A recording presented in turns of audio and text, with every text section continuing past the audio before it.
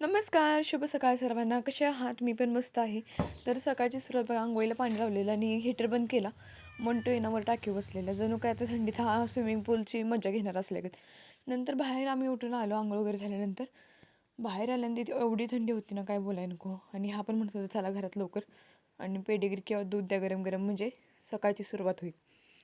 म्हणून हा माझी वाट बघत बसलेला. नंतर बघू शकता ह्याला खायला वगैरे टाकून येणं. आपलं मॉर्निंगचं रुटीन मी तुम्हाला दाखवत आहे. चहा पाणी नाश्ता वगैरे झाल्यानंतर भात लावलेला आणि आज सोड्याचे कालवण बनवणार होते, त्यामुळे सोडे थोडे भिजत घातलेले आणि कांदा, टोमॅटो, लसूण, खोबरं ह्याची आपण जी पेस्ट बनवतो ती पेस्ट बनवलेली. नंतर टोप घेतला, टोपामध्ये थोडंसं तेल टाकलं आणि तेलामध्ये थोडंसं जिरे टाकायचं आहे आणि हा बनवलेला मसाला टाकायचा आहे. मसाला छान तेल सुटेपर्यंत परतायचा आहे आपल्याला. आता ह्याच्यामध्ये थोडीशी घाटी मसाला मी टाकलेला आहे. चवीनुसार मीठ टाकायचं आहे. आता मोठे व्हिडिओ टाकायचं रिझन म्हणजे काय माहिती का, भरपूर जण मला म्हणतात की तू शॉर्ट्स तर टाकते, पण तुझे मोठे व्हिडिओ देखील आम्हाला बघायला आवडतील, म्हणून डेली व्लॉग पण टाकायचा प्रयत्न करेन मी जेव्हा जमतील त्यावेळेस.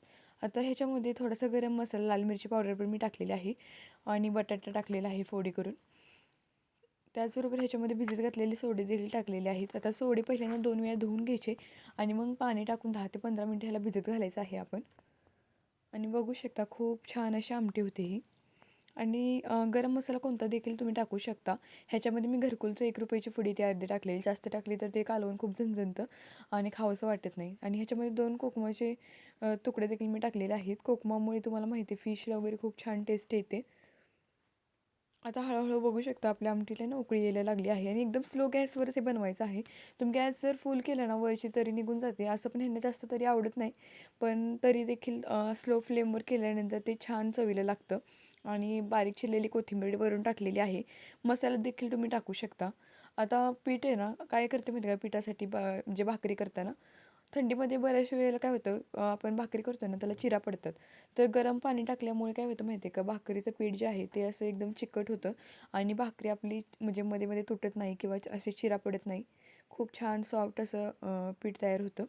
तर बघू शकता काय आम्हाला सकाळच्या 2च भाकरी लागतात, त्यामुळे मी इथे 2 भाकरीचं पीठ करून घेतलेलं आहे. छान भाकरी जमेल तशी थापून घ्यायची. आता मला भाकरी जमते की नाही तुम्ही कमेंट करून सांगा. लग्नाच्या अगोदरचा किस्सा म्हणजे 12वी झाली तरी मला भाकरी येत नव्हती. पण हो, कधी कोणाला नावं ठेवण्याचं मी हे ठेवलं नाही म्हणजे लग्नानंतर पण. कारण मला बाकीच्यांना आवडो अगर न आवडो, मला तर माझी भाकरी आवडते आणि माझ्या नवऱ्याला पण आवडते. आणि तुम्हाला तर माहिती आहे आमच्या घरामध्ये आम्ही दोघंच राहतो. त्यामुळे कधी हे देखील मला म्हणत नाही की हे असं झालं तसं झालं. त्या बाबतीत ह्यांचा खूप चांगला सपोर्ट असतो. पण हां, काही गोष्टी ह्यांना कसं असतं माहिती आहे का, त्यांना जास्त असं फास्ट फूड वगैरे खायला आवडत नाही. काही पण असू दे, पण ह्यांना रोज म्हणजे भाजी भाकरी कालवण हेच लागतं. आणि मी देखील करते जास्त तुम्हाला दाखवण्यासाठी रेसिपी वगैरे टाकत असते. पण त्या रेसिपीमधून मधून मी त्यांच्यासाठी जरी ते रेसिपी वगैरे केल्या तरी नाश्तापुरत्याच करते आणि बाकी इतर वेळेस भाकरी कालवण वगैरे बनलेलं असतं घरामध्ये. तर ही अशी मी भाकरी बनलेली आहे. तर तुम्हाला कशी वाटली भाकरी नक्की कमेंट करून सांगा.